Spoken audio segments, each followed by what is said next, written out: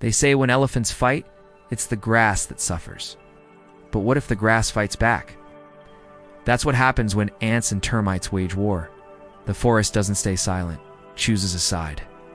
When ants and termites clash, it's not just insects fighting for territory, it's an all-out war. A hidden battle of strategy, sacrifice, and sheer grit. On one side, the red ants, tirelessly aggressive, fast, ruthless, and shockingly coordinated. On the other, the quiet architects, the termites, patiently building their massive subterranean cities. It's a confrontation so intense that even the forest around them can't stay neutral. It began as skirmishes over foraging routes and nesting grounds. Small patrols disappearing, strange signs of disturbance in the soil, and cryptic patterns appearing along the bark of certain trees.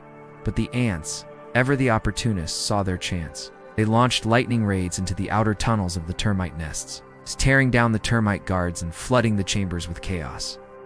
The termites, however, didn't respond with aggression, but with defense. They sealed off the breached tunnels, redirected their corridors, and retreated deeper into their underground realms. In the forest, though, nothing goes unseen. Pied birds circle lower, flicking their keen eyes over the battlefield. Long-eared lizards linger longer on the termites' doorstep. And the very trees seem to lean in, releasing their own chemical signals, as if the whole forest is watching, waiting. And then something changed, something the ants hadn't anticipated. Just beyond the reach of their assaults, a fungal bloom normally silent and hidden began to stir. Faster than anyone would have thought possible, the mycelium sprouted and spread. It wove through the forest floor, linking the termite mounds to nearby trees, forming an intricate network beneath the surface. As the fungus crept closer, the ants found their raids becoming less effective. Their trails were disturbed by suddenly shifting winds, the soil beneath them softer, harder to navigate. It was as if the ecosystem itself was making a choice, tilting the scales in favor of the beleaguered termites.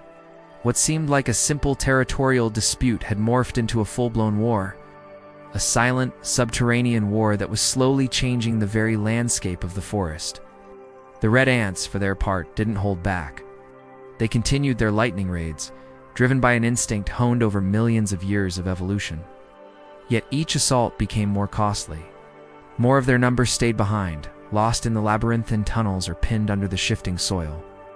Meanwhile, the termites, those unassuming architects of the underground, stood firm. Guided by an ancient intelligence, they built, they sealed, they defended, leveraging the very structure of their cities against their attackers. It was a war without quarter, fought in the shadows where only the toughest could hope to survive. But why did the forest defend the termites? Why not let the stronger ants claim their ground? The answer lies in the very essence of the forest itself, in the intricate web of give and take that sustains life. See, the forest isn't just a collection of trees and creatures. It's a single living entity. Each organism, from the tiniest microbe to the tallest redwood, plays a part in keeping it alive. The red ants, with their relentless drive for more, disrupt this balance. Yes, they are strong and adaptable, but they are also destroyers. They strip the forest floor of vegetation, devour the eggs and young of other creatures, and even cannibalize each other's young when food is scarce. They are brilliant tacticians, yes, but their brilliance often leads to devastation. The termites, on the other hand, are the quiet engineers of the forest. They break down dead wood, aerate the earth, and feed the roots of the very trees that shelter them. They are not merely inhabitants of the forest. They are its servants, diligently performing tasks that ensure the continuation of life within the woods. The forest, with its deep-rooted wisdom, understood this. It watched as the ants ravaged its floor, killing off the plants and animals that anchored it to the earth. And it saw how the termites, while under attack, continued to build, to strengthen the very roots that gave the forest its stability. In a world where every action has a reaction, the forest decided to tip the scales. It began subtly at first. Rain fell on the parched earth just as the ants set out on their raids. Longer shadows stretched across the ant trails, confusing their marching columns. Unseen predators moved in closer, drawn by the scent of disturbed soil and nervous ants. Little by little, the forest tilted the balance in favor of the termites. Still, the ants fought on. They pressed their attacks, trying to break through the termite defenses before the forest could bolster its wards. They drove deeper and deeper into the termite realms, facing not just the defenders, but the consequences of their actions. For with each raid, the forest grew more determined, more vigilant. It funneled the ants sent to its predators, lengthening their shadows to disorient their columns, and coaxing new roots toward the shifting soil to reinforce the termite walls. The ants, tenacious and brave, pushed ahead, but their numbers slowly dwindled.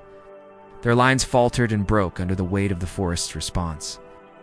Then came the turning point, the moment when the war tipped definitively in the forest's favor. A heavy fog descended upon the battlefield, thick and cloying. It blotted out the sun and muffled all sound. In this eerie stillness, the ants faltered. Their antennae twitched, sensing the danger in the air, but couldn't pinpoint the threat. It was as if the forest itself had become a living, breathing entity, capable of confounding and confounding its attackers. As the hours passed, more and more ants turned back, abandoning their attacks, returning to the safety of their own tunnels. The war, which had raged for months, if not years, was effectively over. The forest had won. When the fog finally lifted, the silence was deafening. Here and there, a lone ant lay sprawled on the forest floor, testament to the ferocity of the conflict. But the termite colonies remained, not unscathed, but unbroken.